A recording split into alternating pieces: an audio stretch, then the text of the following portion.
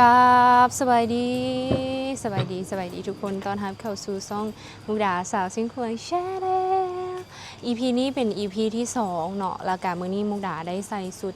มื้อนี้เป็นสุดหลวงพระบางแบบนี้เลยนี่ใส่สุดหลวงพระบางแบบนี้เลยเนาะเพื่อมาถ่ายรูปและอีกหนึ่งเรียกที่มื้อนี้น้องมุกดาจะถ่ายก็คือ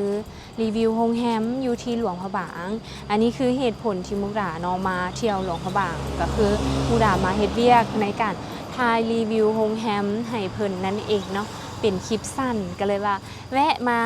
ใส่สุดแบบนี้เนาะก็คือตัวนี้จะเป็นสุดหลวงพระบางแท้ๆเลยเนาะ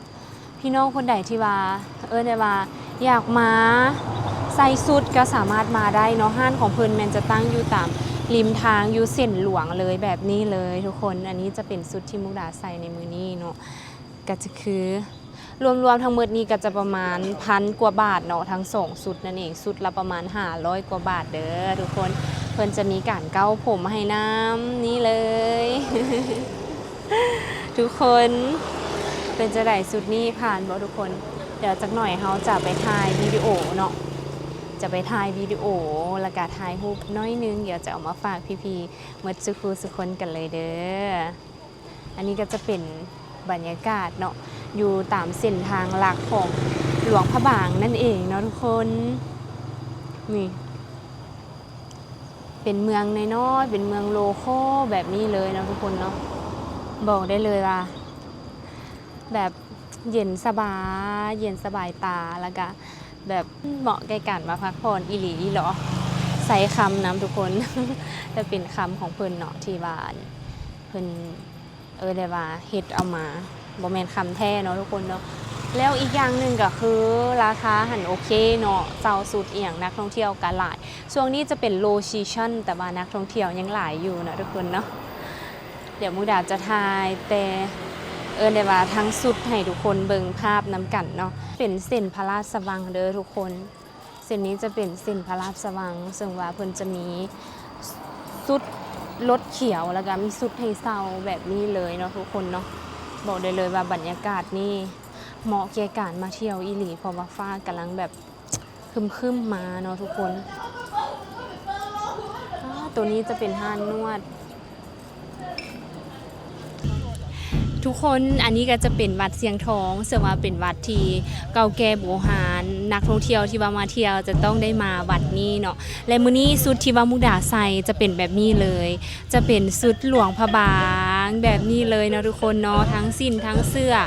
มุกดาเซาไปดังที่มุกดาบอกเนาะไผที่ว่ามาหลวงพระบางอย่าลืมมาเซาสุดมาถ่ายรูปแล้วก็มาเลาะอยู่ที่วัดเพิ่นมีการแสดงแล้วก็เพิ่นมีได้ว่านี่ทัวร์มาเนาะเพิ่นก็จะมีข้อมูลอีหยังให้เลยไผอยากรู้ประวัติอีหยังต่างๆมาได้เด้ออยู่ที่วัดเสียงทองนั่นเองเนาะทุกคนเนาะและตอนนี้ที่มุกดาถ่ายอยู่ก็เป็นช่วงแรงๆแล้วซึ่งว่าอยู่วัดเสียงทองน่ะฮู้บ่ มีแต่ฟ้าลมยังบ่ฝนซ้ำแต่ว่าอยู่ทางนอกหั่นมีฝนยุยๆเนาะแต่ว่ามุกดาขี่รถมาวัดเสียงทองนี่ยังบ่ทันฝนเด้อพี่น้องเดี๋ยวต่อไปเนาะมุกดาก็จะกลับโรงแรมแล้วก็จะไปถ่ายรีวิวโรงแรมน้อยนึงอันนี้แหละคือเวียกหลักที่มุกดามาที่นครหลวงพระบางเนาะพี่น้องคนใดที่ได้มาแล้วเนาะคอมเมนต์บอกมุกดาได้เด้อเป็นจังได๋ทุกคนสุดนี้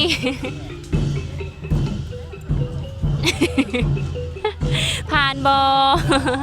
สุดหลวงพระบางเนาะมื้อนี้ใส่คำเลยมื้อนี้นะใส่คำเต็มโตแล้วก็เลือกสุดสีแดงเพราะว่ามื้อนี้มักสีแดงเนาะทุกคนถ่ายลงไปอันนี้ก็จะเป็นสิ้นแต่ว่าเกิบเฮาเนาะขออนุญาตเด้อมื้อนี้เนาะสิ้นลายหลวงพระบางแท้ๆเลยทุกคนเป็นเอกลักษณ์ของทางหลวงพระบางเลยแบบนี้นั่นเองเนาะทุกคนเนาะอันนี้ก็เป็นภาพบรรยากาศที่มุกดาเอามาฝากทุกคนเด้อเดี๋ยวเฮากลับไปที่โรงแรมจะถ่ายบรรยากาศให้ทุกคนเบิ่งอีกคนอันนี้เนาะจะเป็น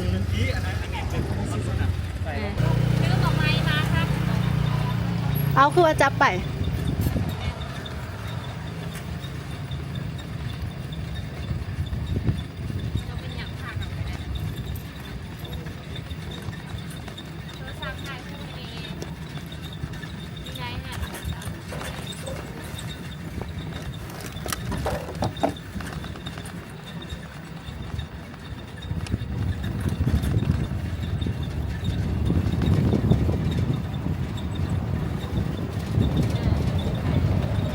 เงียงให้เห็นคำเก้าเงียงอีกเงียงอีกหาระวังตกรถเด้อ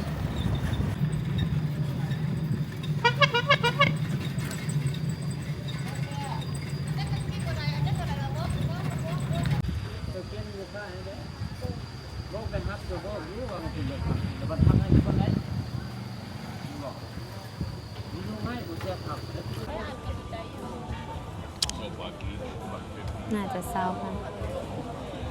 สบายดีนี่ทุกคนตกตอนแรงมาน้องมุกดากามาเลาะที่ตลาดมืดนะทุกคนอันนี้ก็เป็นอีกหนึ่งจุดเช็คอินเลยว่าจุดที่ต้องมาเลาะอยู่ที่นครหลวงพระบางนั่นเองเนาะทุกคนเนาะตลาดมืดเพิ่นจะขายเครื่องขายของอย่างที่แบบว่าเป็นเอกลักษณ์ของเราแท้ๆเลยนี่เองเนาะทุกคนนี่เพราะว่าจะเป็นกระปุกกระเป๋าแบบนี้เลยเนาะทุกคนเนาะ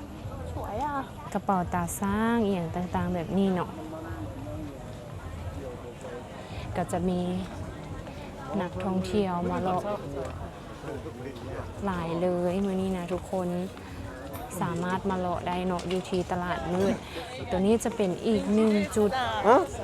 ที่แบบคนลาวเพิ่นมาขายหลาย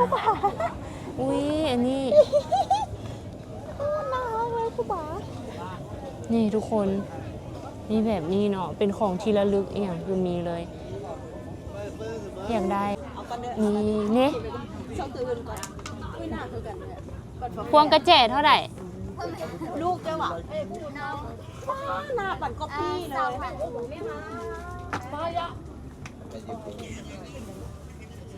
รุ่นให้บ่ได้ปะขวดรู้ไหม นี่ทุกคนอันนี้เป็นบรรยากาศช่วงโลชีชั่นเนาะก็จะบอกคอยมีคนหลายปันใดเนาะทุกคนเนาะเมื่อกี้ฮันไปถาม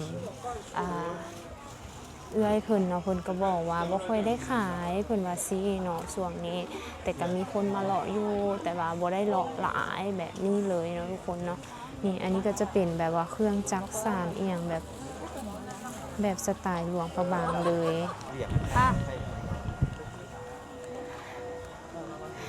อันนี้เนาะมุกดาหลังจากที่มุกดามาเลาะตลาดมืดแล้วเนาะก็ได้ของฝากของต้นน้อยนึงเดี๋ยวคลิปนี้เนาะมุกดาจะได้ลาทุกคนไปก่อนเด้อกับภาพบรรยากาศแบบนี้เนาะเพราะว่ามุกดาจะแบกินข้าวอยู่ตลาดมืดแล้วก็สิไปพักผ่อนมื้อมุกดามีภารกิจเนาะก็คือรีวิวโรงแรมอยู่ที่หลวงพระบางนั่นเองเนาะทุกคนเนาะฝากเป็นกำลังใจกับมุกดาเด้อบายสบายดี